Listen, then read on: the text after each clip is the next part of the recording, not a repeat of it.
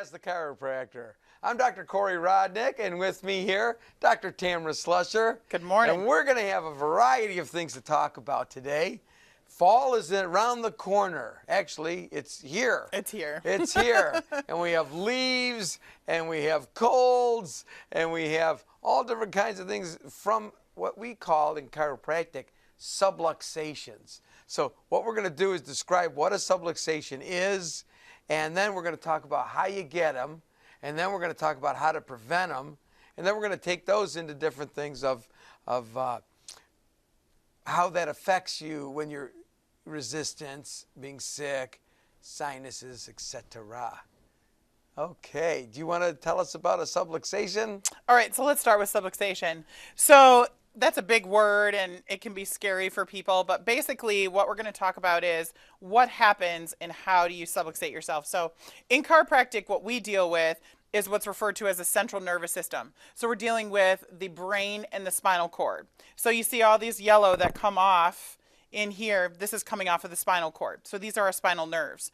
And what happens is when a bone moves out of place and misaligns, so it rotates out of place, it can actually cause nerve interference and pinch off the nerve on one or both sides, affecting all the structures that are in that area. So for subluxation, what we deal with is where the bone is moved out of place and how much of the misalignment is there, causing all sorts of different array of different things that can go on with our body. So while you have that up, let's go to this area here is the upper part of your neck. This is the back of your skull. And we're looking at it back of a spine kind of. And so these go to the sinuses. These go to the middle of your shoulders, goes to your shoulders, down, and arms, fingers, hands, this region here. These ones go to heart and lungs, stomach. You've got the different, liver, spleen, those kind of things, kidneys. And then down here you have the bladder, sex organs. Down here is the legs and feet, lower back, intestines. So a lot of times you'll have a low back problem. You may have some intestinal problem. Can't go to the bathroom, can't walk on your toes, can't walk on your heels, severe pain. Just gives you an idea of these nerves they're like a fuse box, and it goes to different parts of the house. show the picture next to you. That's a really good example of exactly what we're talking about. So this is the autonomic nervous system. There's three types of nervous system. So you have your autonomic nervous system, sensory and motor. Sensory is what you feel. Motor is you moving with your muscles. And then the other one is the autonomic. The autonomic system is about 45%, makes up 45% of all the nerve structure. So, and again, you can see again, so up in here goes to sinuses and the head could cause headaches and all that stuff, but these are what's controlled by the autonomic nervous system. The heart, the lungs, each one's, controlling different parts of it. Here's the intestines we were talking about, and there's the stomach ones. So depending on which one goes out, it affects those different organs. And then which muscles it affects, that's a whole different picture. It would show all the different nerves that go out and affect each muscle. And then you have sensory is what you feel. So that is only 10% of the nervous system. So it's the least amount, but it's what makes us in this country react the most. We're like taught that. So basically you're saying pain is only 10%. Correct. It's the smallest part of the nervous system. Right. And yet that's where we've been utilizing our how we react to sickness or health. A lot of it is by pain. And pain's probably the worst of the three to use. Right. But, it can be, it can let you know a little something, that something's going on, not necessarily good, bad, or indifferent. And not necessarily right away as well. Like if you exercise, you may have muscle pain. Well, that's good pain. You should just, I should say this. Pain is a learned behavior. So how we respond to pain is a learned behavior. In other words, you've seen people, they'll break a finger and they go, crack it back. call it a day, no big deal. You go, eh. Yeah. And then you see people who they get a paper cut and they're screaming, ah, paper cut. Okay, so it's a learned thing, that how we respond to it. In our country, we've been pushing that button so much. Most of the ads you see on TV, they're talking about these symptoms, and they're programming into our heads that it's a bad thing. Right. And that when the symptom is gone, the pain is gone, even though it causes strokes, anal bleeding or oozing. I love that one. But Yeah. there's all these symptoms, even though it causes a variety of horrible things. They're looking at it like it's okay, though, because we're getting rid of this particular symptom, Right. pain or whatever. Like the number one leading cause right now of death due to kidney failure, kidney death, is from one product, ibuprofen. But ibuprofen is selling it that, if you have this pain, I can go play tennis now, and so everything's good, but it's killing, it's the number one killer of kidneys in our country, not other countries, but ours.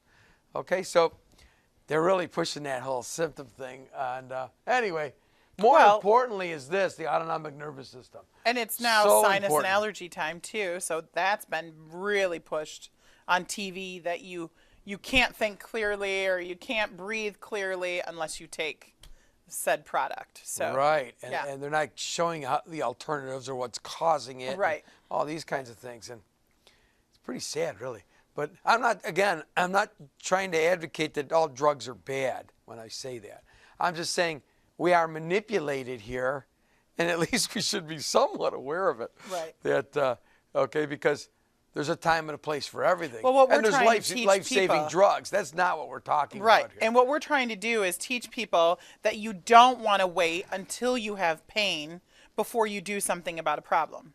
And what we're teaching people is that subluxation is a silent killer, that you don't have to wait until pain comes on. It doesn't always come right away. Sometimes it could be years down the line before you're actually going to experience pain, because degeneration has to set forth inside the body. So we should probably talk to the public about degeneration and how it affects the body. Okie dokie. So one of the things about subluxation is if we leave a subluxation in the body, if it's left undetected and uncorrected, that the structures around it are going to break down. And it's how fast inside our body that we break down more than the normal rate that shows how old we are on the inside. So on the outside, we're a certain age, but on the inside is what really matters. So this is a good chart to show, if you can see it, that shows us exactly what we're looking at with the pinched nerve, and it shows how these bones are getting affected by a subluxation. So it says what a normal aligned vertebra is, and it says and shows what a normal disc is. But when a bone's moved out of place, as you see here, you can see how it's affecting the disc. Well, we know that the disc is made to absorb shock and provide cushion and those kind of things, and it's made with a lot of nutrients. But what happens when it's being smushed because the bone's been moved out of place is it's going to shrivel up and it's going to basically slowly die. And so spinal death basically comes from the bones are starting to break down, the nerves are starting to break down, and obviously the disc is starting to break down. And also the other tissues that we don't see on here, all the muscles that are holding all of our structures together. So all of those kind of things are going on. So a lot of times the reason we show people x-rays is so that we make them understand you might feel okay, but this is what's going on inside your body. Do you want to wait 10, 15 years down the line before you have a big problem? Or do you want to take care of it now and reverse the effects of what's going on? My favorite way of looking at this is I look at a tire in a car. You have four tires, you're driving around, and then you misalign one of the tires. You're getting the mail from the mailbox, and you tap the little tire into the curb. Seems innocent enough. No big deal. Nobody got whiplash. We're okay. But this poor little tire, unbeknownst to all, has been misaligned slightly. So then a week goes by, a month goes by. About 8 weeks later, you look at your tire and go, when did this metal start sticking out of my tire? Like it's already wore out. They were brand new tires. Mm-hmm. You look at your other tires and they're perfect. And they're fine. There's just nothing wrong with them. They're still brand new. And you look at the other one again and you go, that's impossible. And you go, It was because when it's misaligned, it may degenerate at 6, 8 times the normal amount. So in a year, you've done 8 years worth of damage to it. Now, the human body is so spectacular. It's constantly rebuilding itself. So just like putting, what do you call it around the tire? Treading. That's not the word. What do they call it? Retreading, I guess. Retreading, yeah. Retreading a tire. So they'll put more rubber around it, and you see it in trucks and things like that. They do a lot of that. As a matter of fact, when the retread goes, you'll see that on the highway, pieces of retreading. Yeah. Anyway, so our body is constantly rebuilding all these joints. But now you're wearing them out faster than the body wears them out.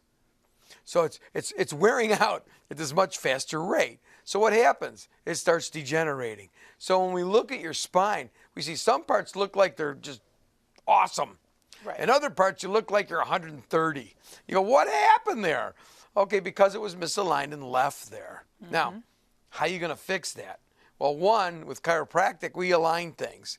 So just like the tire, we want to realign it so that way it stops wearing out fast. That's Right. A. B, we want you to retread that joint. So we recommend vitamins. Nutrition. Like calcium, magnesium, potassium, phosphorus, manganese, glucosamine, all in one little pill. Not 40 pills, one little pill. And there's several out there that do that. And I don't mean 2 of the items. I should explain that. Yeah, that's So- very important.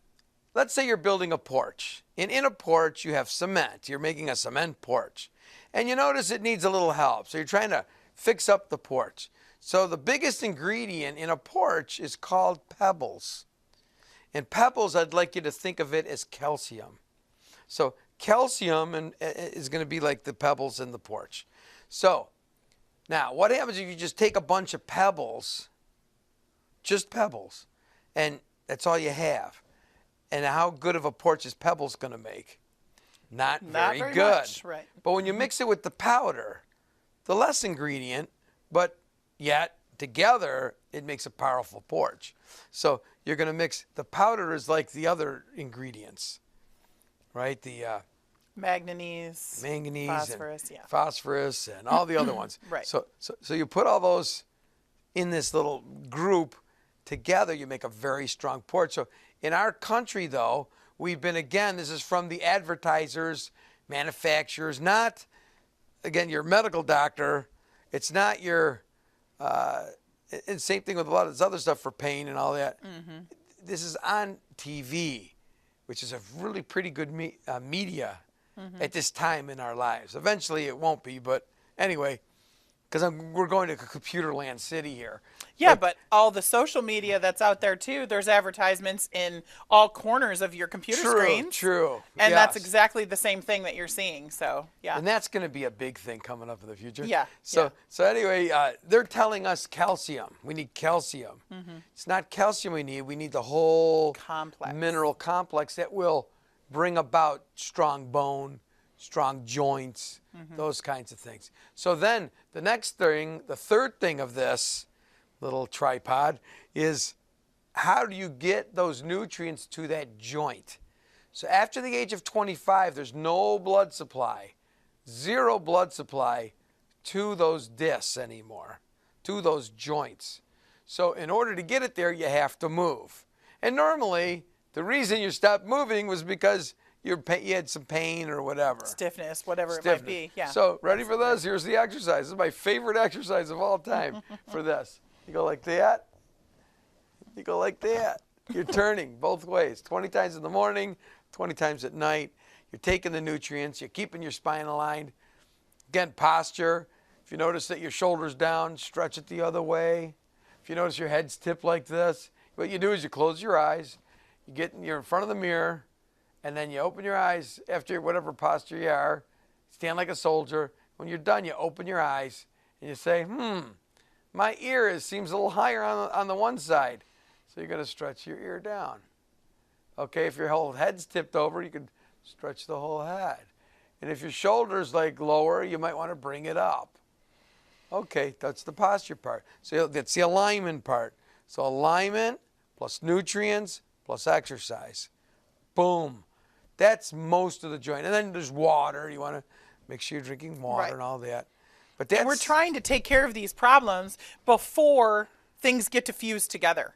What happens when it's so worn out and somebody comes to us in the latter stages of life, and they've done damage to themselves for years, and, someone who's been in the same profession for a long time and is very dominant on one side of the body versus the other, there's a lot of times where those spurs have just continued to grow and grow and grow. So we know when it's past a reversible stage versus when it's something that we can start to work on and change what they're doing. It's small lifestyle changes that you make that make such a big difference on the inside of the body. So I was working with a medical doctor, and he was like an epidemiologist for the government and working for the armed forces, and he did that for like 30 years or something. And he was teaching me about degeneration from a medical standpoint. It was amazing. He's talking like how we have in our profession, B.J. Palmer developed chiropractic, and then there were the Mayo brothers, who they were the big diagnosticians and all that. And to hear from a medical side, to hear about the Mayo brothers talking about B.J. Palmer. Mm-hmm. Like I've read the stories about B.J. Palmer talking about the Mayo brothers. Right. And apparently one of the brothers, the wife had like cancer or something. And she went finally to Dr. Palmer. He took care of her for like a week. Wow. And she just had a turnaround. And the Mayo brother asked him, I don't understand. I'm like one of the greatest diagnosticians, and why couldn't I fix it? He says, because, well, you're doing a different treatment than I do. Mm-hmm. What you do is totally different than what we do. So that's what the difference was. So anyway, but it was nice to hear from him. But anyway, he was explaining on the degeneration part that here's how it works. So he's looking at the X-rays. So let's say we're going to look at this again. Let's get this here picture if we can. Cone in on that. So obviously you can see there's a misalignment here. Like if you're going down this side, you see that this bone has been pushed in and this comes out. So this is coming back. So when we look at the X-ray, if this is roughened, that would be 5 years ago that this occurred. If this one is roughened, now that would be 10 years ago is when you originally heard it. 15, if this one was rough, it'd be 15 years ago.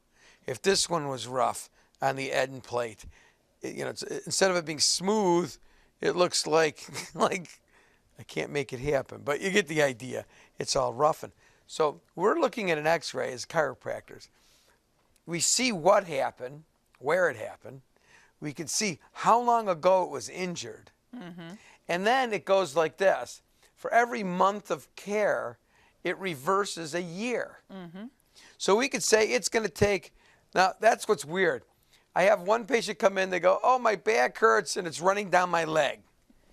Okay, and I haven't gone to the bathroom for a week. And another patient comes in, same thing, but I haven't gone to the bathroom, but this has been going on for years. Mm-hmm. And I go, okay. Well, the one patient who just did it, it's only going to take me, well, it takes 2 weeks for muscles to heal. First, I got to get it there.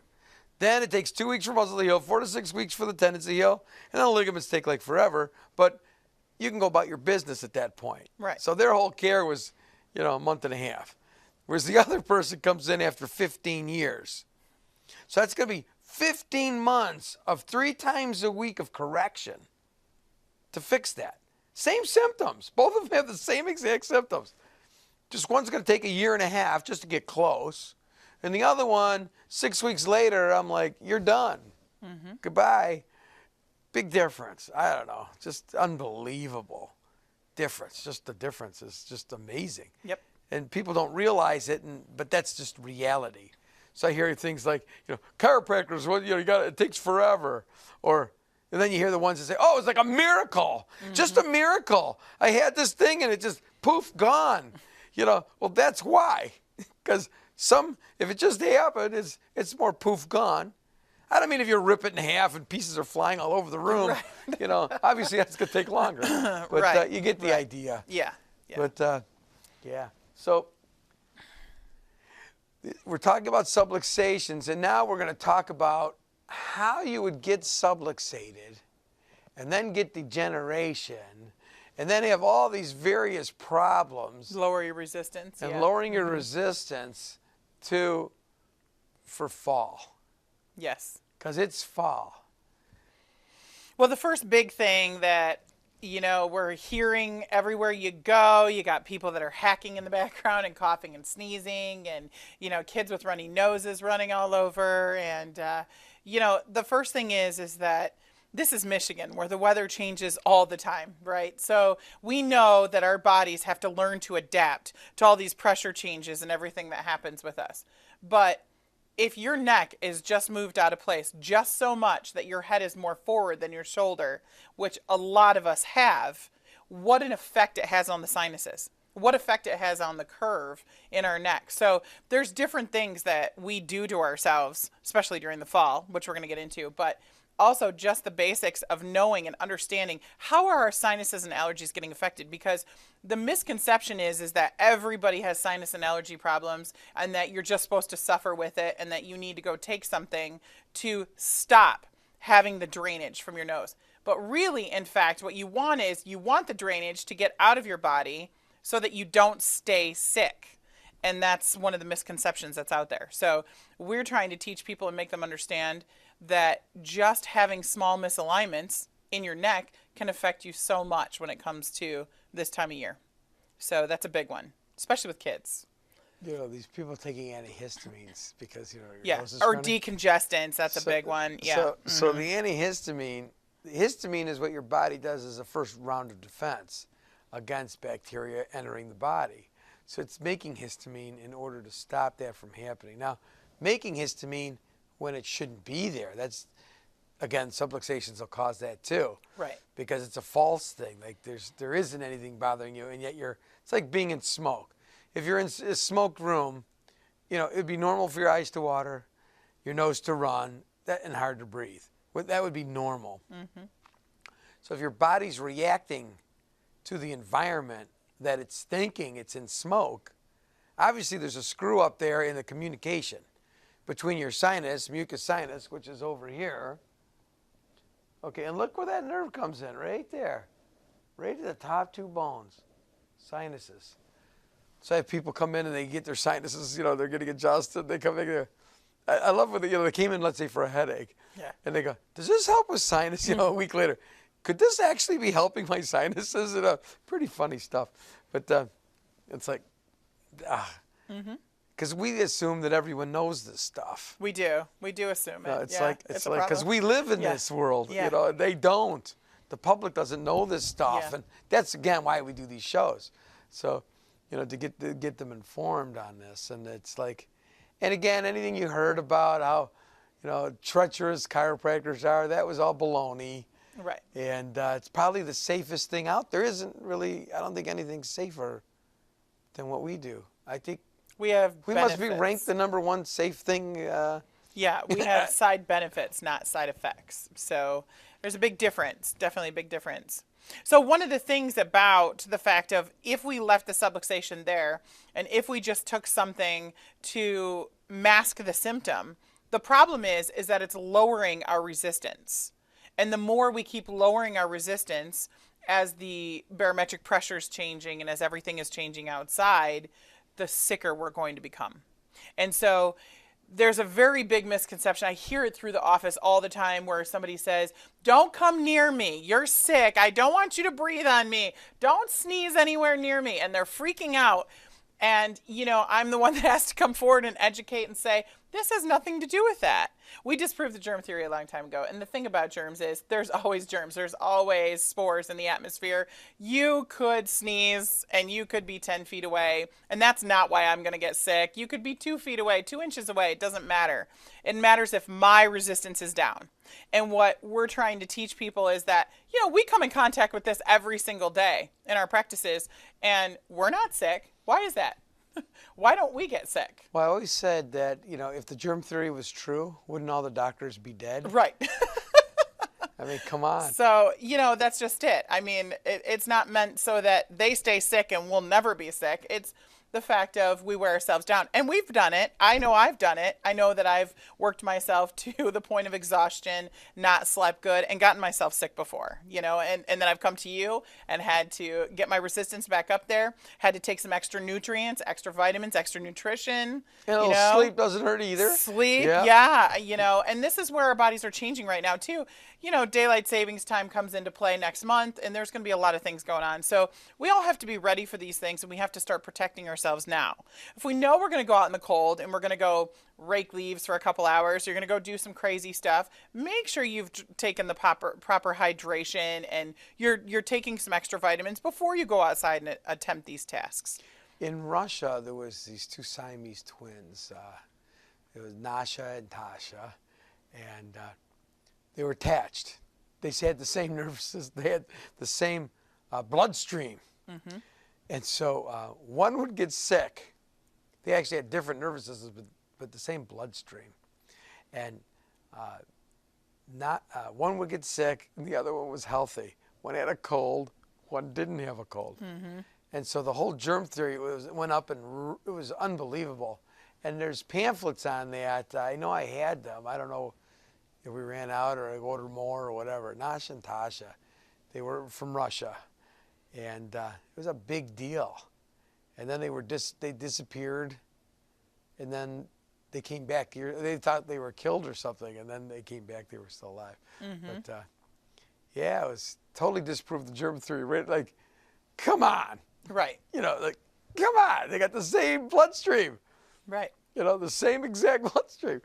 They only had one heart. They shared the same heart. So obviously, one's resistance was down and one's resistance was higher. So correct. What we need to do is keep our resistance up. So how are we going to keep our resistance up? Get those misalignments taken care of. Remove subluxations. Go see the chiropractor. Make sure that you're not subluxated. That's step number 1. Step number 2, make sure you're getting the proper amount of sleep. School just started for the kids, and a lot of us fall into, it's getting darker earlier, and you have to get your body all adjusted to this. So you need to make sure you're getting the proper amount of sleep. And what is the proper amount of sleep? 8 hours. When you wake up in the morning and you go, I feel rested. Right. Not like, oh my God, I need more sleep. Right. Yeah, okay. Right. Ideal is 5 to 8 hours of restful sleep, deep REM sleep. Not everybody gets that. Well, one of the reasons we don't get that is because we're subluxated, because we're not taking care of ourselves properly, making sure that, our neck has got the proper curve in it while we're trying to sleep, those kind of things, proper curvatures throughout the spine. So, it comes back to, all of this comes back to, we need to maintain a healthy spine to start with, and we need to make sure we're doing some of these other things too along with it. So it's not just one thing, it's a piece of a puzzle. We need to put it all together. So, and obviously keeping our bodies healthy by watching our diet and making sure we're getting the proper nutrients too. If you know that you're getting exposed to things all the time, extra vitamin C, extra calcium complex, all these other nutrients that we need extra of those. So, and kids as well too. We can't discredit the kids. We can't disclude them. They need to be included in that too. My kids take vitamins on a regular basis. I grew up with Shaklee vitamins. It was amazing. I was always, my mom was always pushing it on me, and I was always saying, oh, I don't want to take any more vitamins and stuff. But, I look at myself now and I say to myself, I'm so glad that she did that to us. Right. We didn't miss school. We weren't sick all the time. We really did take good care of ourselves. And we saw you on a regular basis. And so just by doing those small little things that don't take that much time out of your day, just by doing those, we weren't getting sick all the time. The flu was not something that was rampant in our household when we were younger. So that's a big deal. And this is flu time too. You see all over the place, wherever you drive by, get your free flu shot here. And I have patients asking me all the time about the flu shot and what it really means and should they really do it or not, But the thing is if you're keeping your resistance up, you're going to fight infection that much quicker.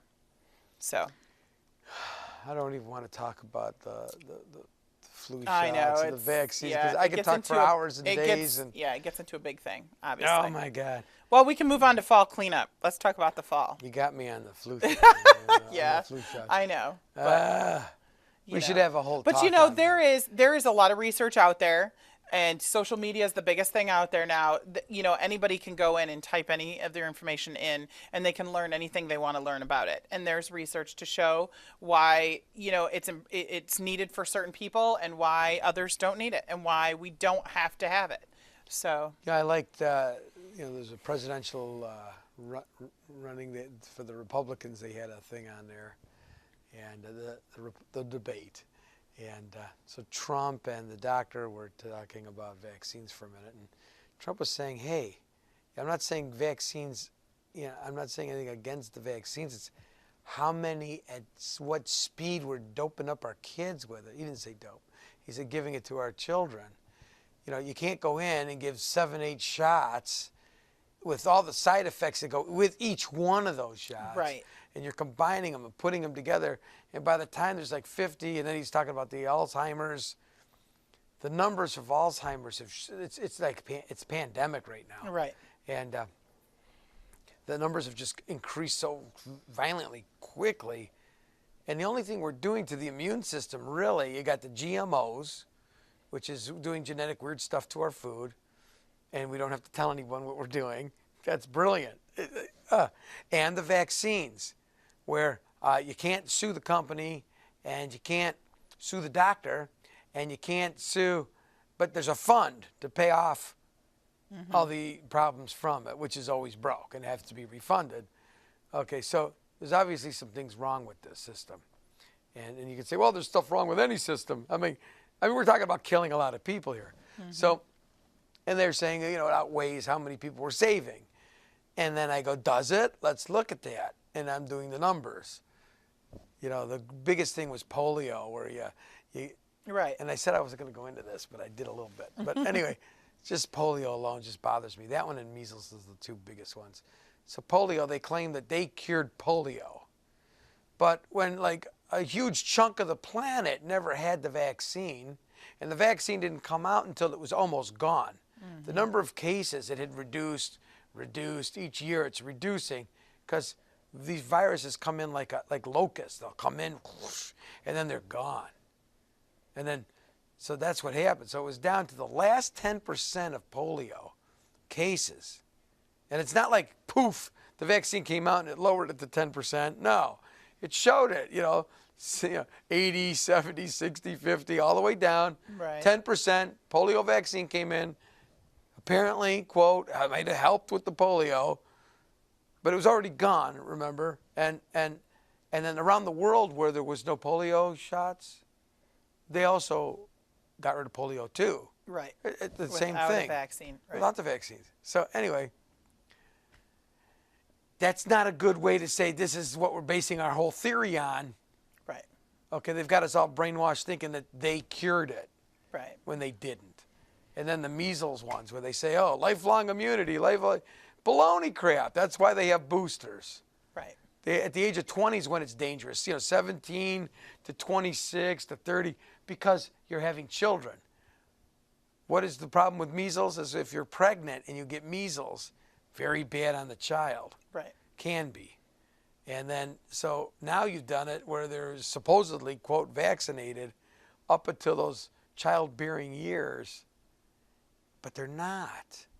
They're not protected. And it wears off, apparently.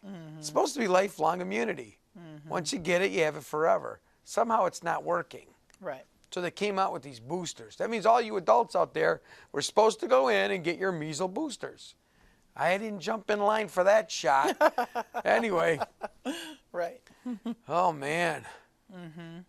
I was going to China all the time, right? So my mother-in-law came with us one time, and she read that you're supposed to have, and she went to her doctor and asked, to go to these different countries, do I need certain shots?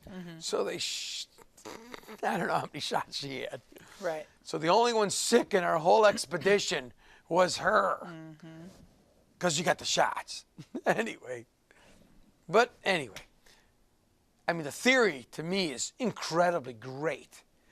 How we're going about it is wrong. It's just pathetic and terrible.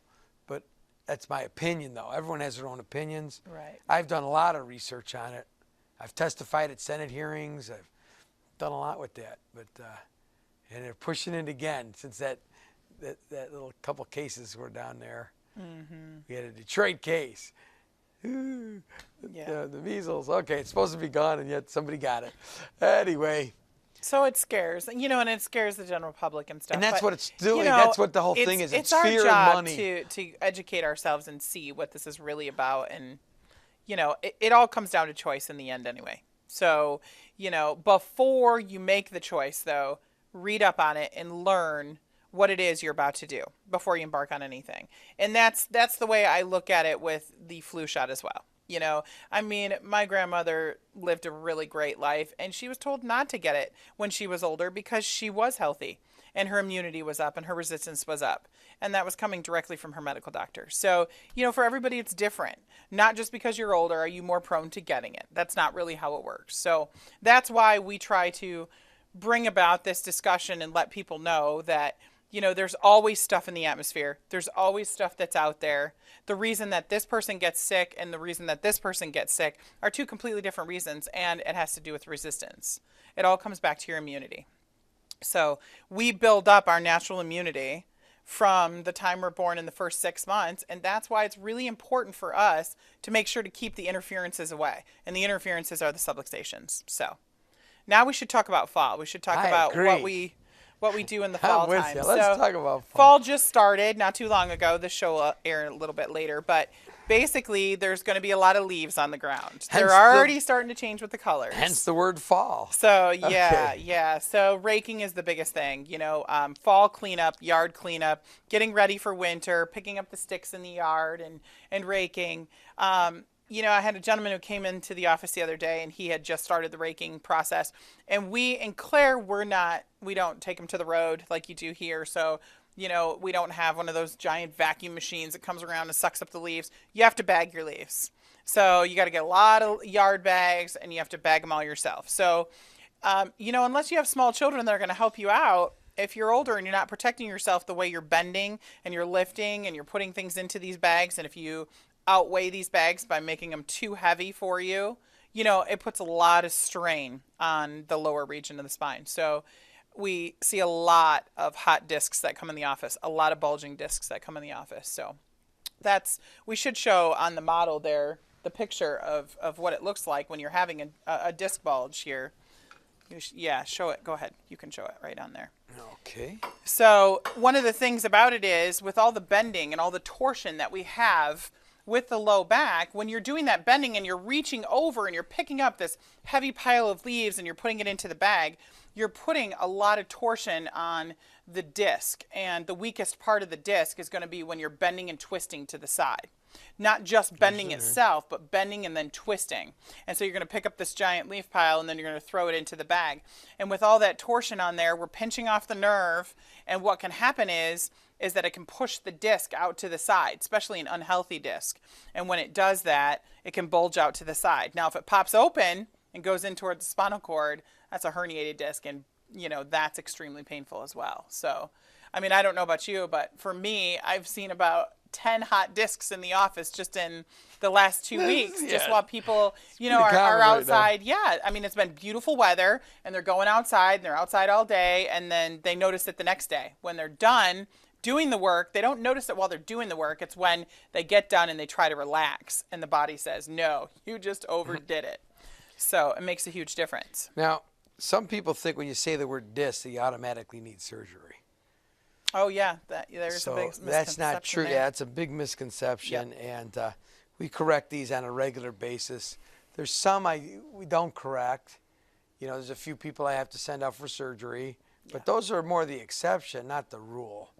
And it's much better not to have surgery if you don't have to, obviously. Just because you have to dig through all the meat and all the ligaments and tendons, and you have to dig in there just to even get to that. So if you can reduce this or suck it back in, or your body will resorb it is another thing, that's obviously a better way to go. One, you do have to get rid of that misalignment, otherwise it'll keep irritating it over and over. And it's weakening the disc. It's losing its nutrients.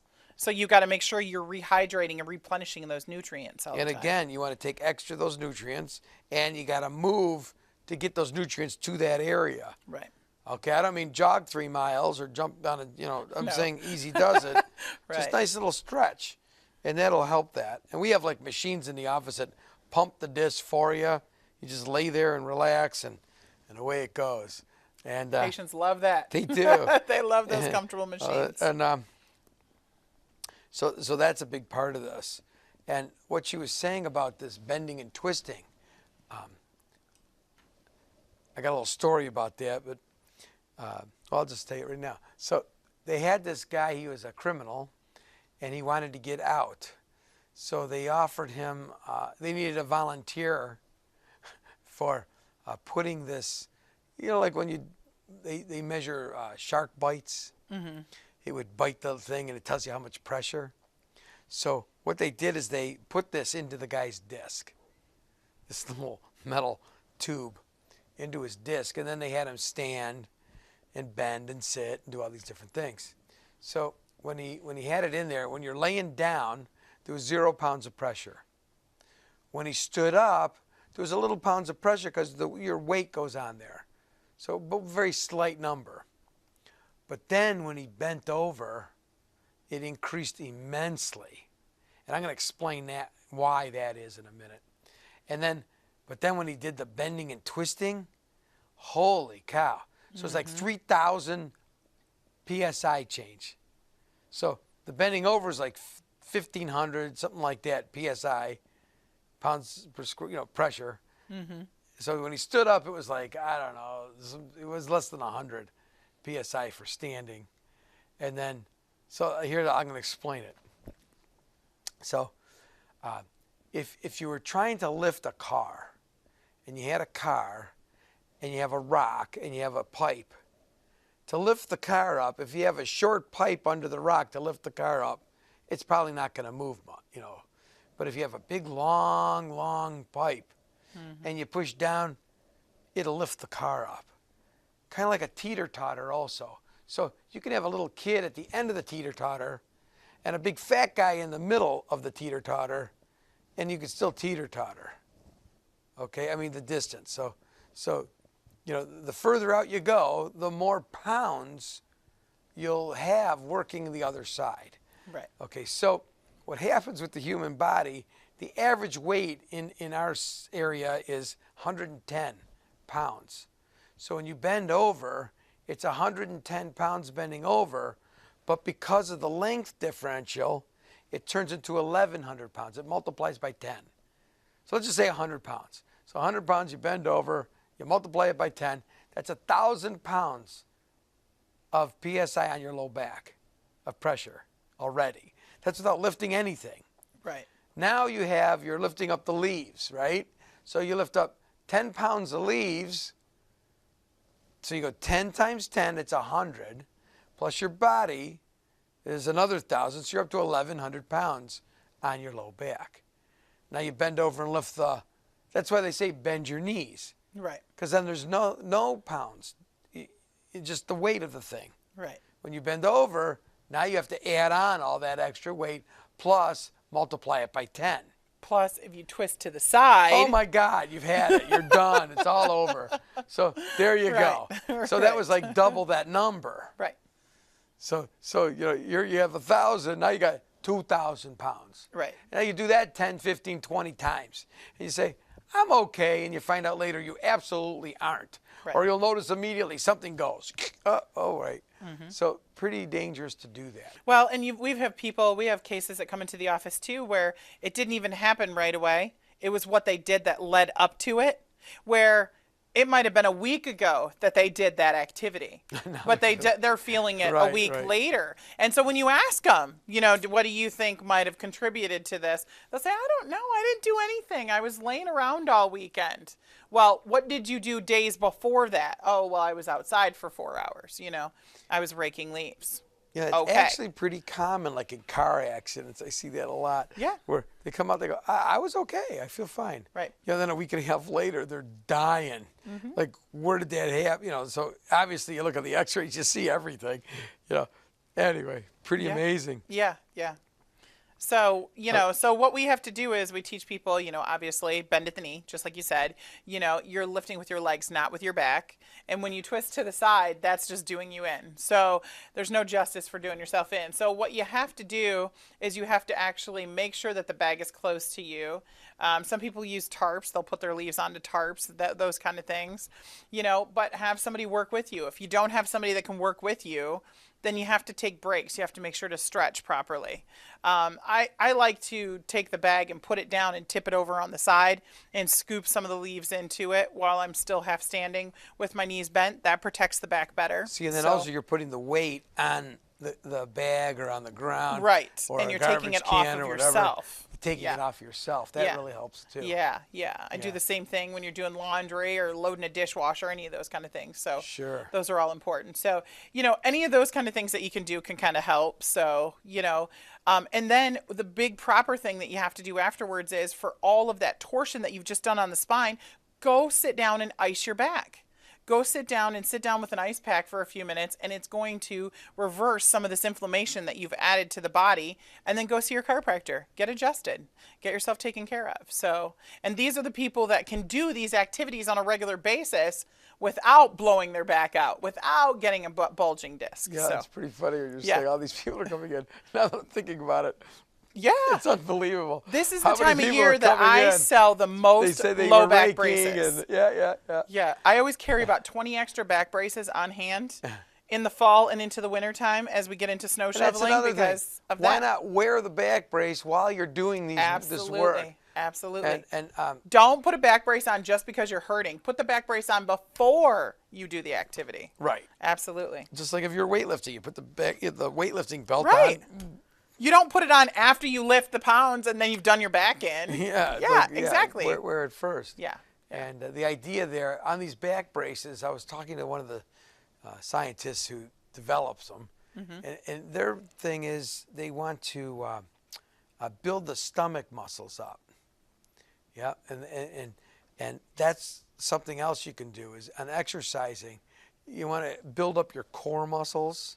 So that's your stomach muscles, your back your back muscles, and some of these side ones. And if you build those up before you go and do these events, I don't mean the day before you work your stomach up, you're really sore. That makes it worse. I'm talking about you're going to be doing this like winter's coming up too. Start building your core now. Start building the core now. It's not that hard to do. Exactly. Talking 5 minutes a day, and you'll have a nice strong core. And it really prevents a lot of these injuries.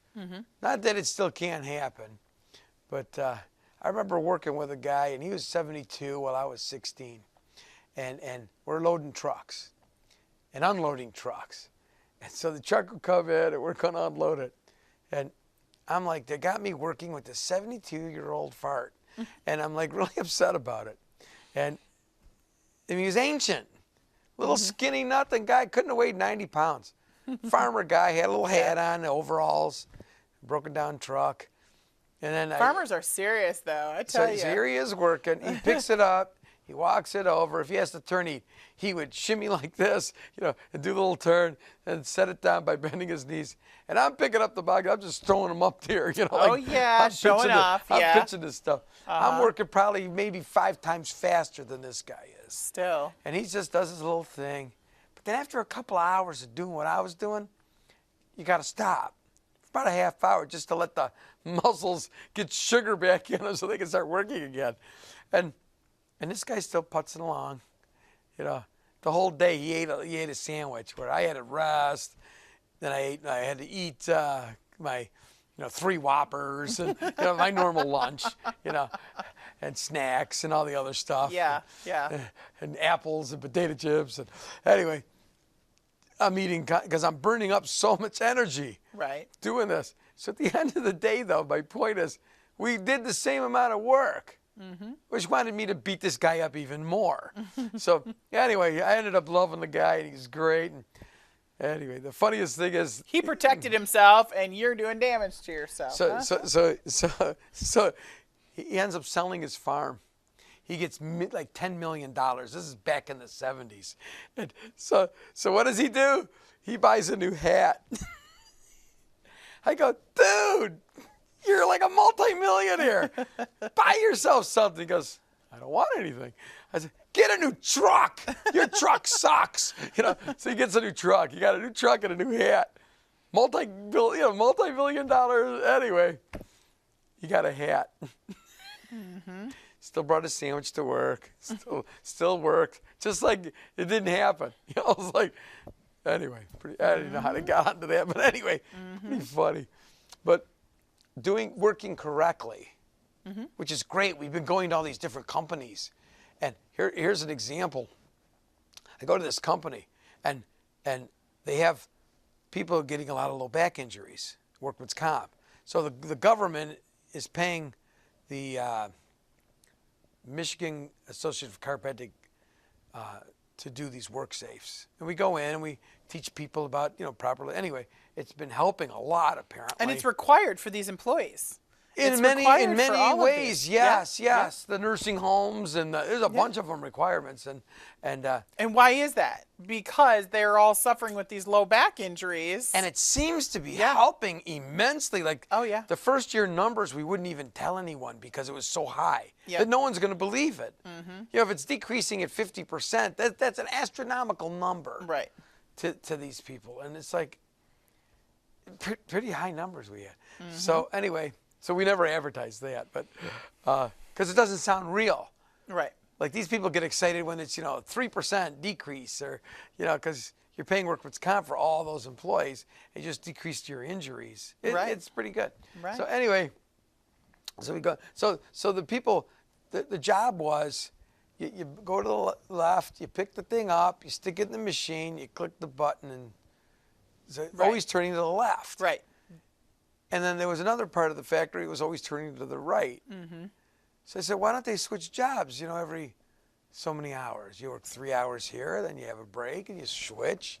You work, then you do this one. It'd be uncomfortable a little bit at first, so maybe just do a couple hours of the switch at first. But stop the problem. No more workman's comp cases. No more injuries. Right. Just unbelievable. And, yeah, very inexpensive. I have people who come in and they work in the same factory, but they work in different jobs. Like one day they'll be on one job, so they'll come in with this injury. On the different day, they'll come in with, they worked the furnace or something, and so then, they're stuck forward or whatnot. So, yeah, it's good to switch out. But what's important, though, is we have to retrain the muscles on the opposite side of our dominant side. Right. So we have to use our non-dominant side 20% of the time so that we can protect our body so that we don't get these injuries. So let's go back into raking. So here you are raking, you're always using the left side. You're always doing this. Right. Well, how long do you think your spine's going to work? Right. It's going to blow out. Not to mention, we talked about how if you bend and twist to the side, it's the worst thing you could possibly do, which is exactly what you're going to do with every single motion. And there's a lot of people that have the mad rake disease, is what I like to call it, just like the mad mopper disease. You stand in one place and you think you can reach your rake out even further and pull this heavy, giant, wet pile of leaves, or even dry, closer to you. I had a gentleman who just came into the office because he has the mad mopping disease. He decided to stand in one place and mop an entire room just from the one spot where he was. He said, well, I stood in the center and my mop reached right out to every corner. And the vacuuming in the room. too is like that. Vacuuming just like that too. So and yeah, it took him 3 days just to be able to move right again because of what he did to himself. So in the last few minutes here, let's say this. So if you're going to do something on one side, like you said, dominant side, right, please switch a little bit, like 5 minutes on the other side, just to kind of keep your spine from falling apart. Right. That's one. Keep it in close. Don't reach way out, because that multiplies it by, what I said earlier, by 10, and now you have a rake, which multiplies it. So you got 2 pounds at the end, and ends up being 200 pounds on your spine. Right. Okay, because of the distance. We say keep elbows in close. Close. To you. Close. Exactly. Yeah. So tighten it right up, bring it in close, and when you're bending, try to bend with your knees. And that helps a lot. That just helps a lot. And if you can, put some weight on something else. You have like a pole or something there, a structure you can put your weight on as you're bending over and holding on. Takes a lot of the weight off there too. And go ice your back. and then ice your back. And please Absolutely. wear some kind of a spinal protection device. Yeah, lumbar support. You can get them in any store. Unless you're somebody who's been working out, you know, an hour and a half a day, strong as a bull. Really fine. great core. The Yeah. core is solid. I'm not talking about those guys. Yeah. You know, although they probably already have a belt that they've been using. So, okay, Yeah. so last minute or two, take care of your spine. Keep that alignment going. Go see your local chiropractor. Absolutely. Yep. You know, God gave you the gift of life, and what you do with that life is your gift back to God. So protect yourself, do the best you can, think about others instead of yourself all the time, because you've already been provided for. I notice the squirrels are doing well, the birds are all doing well. Yep. So people, quit panicking. Everything's okay. You're okay. We're the supreme beings compared to the squirrels and the birds, and they look fat and they're hopping and happy. So you should be too. And you have a great day, and we'll see you next month at Ask the Chiropractor.